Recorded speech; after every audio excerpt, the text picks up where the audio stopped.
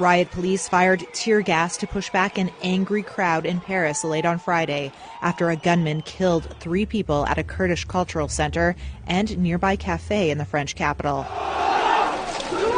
A fire raged in the street just a short distance from the scene of the shootings as projectiles were thrown at police officers.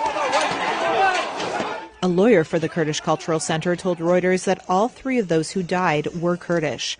3 others were wounded, one of them with life-threatening injuries. Earlier, protesters chanted, "Martyrs never die," as Kurdish leaders called for better protection for their community. The country's interior minister said police were reinforcing security at Kurdish community sites.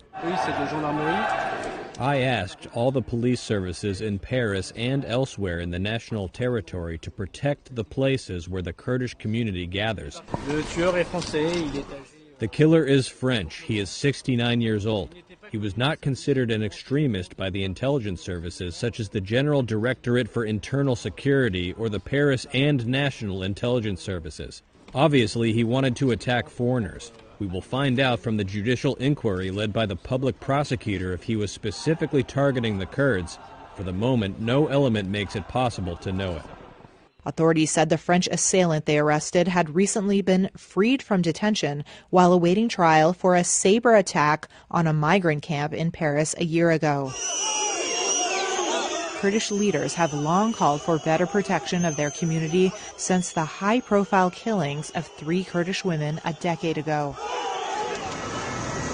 As evening fell in Paris, police vans lined the streets near Saint-Denis Gate as riot police stood guard and investigators combed the scene of the shooting, which French President Emmanuel Macron called a heinous attack.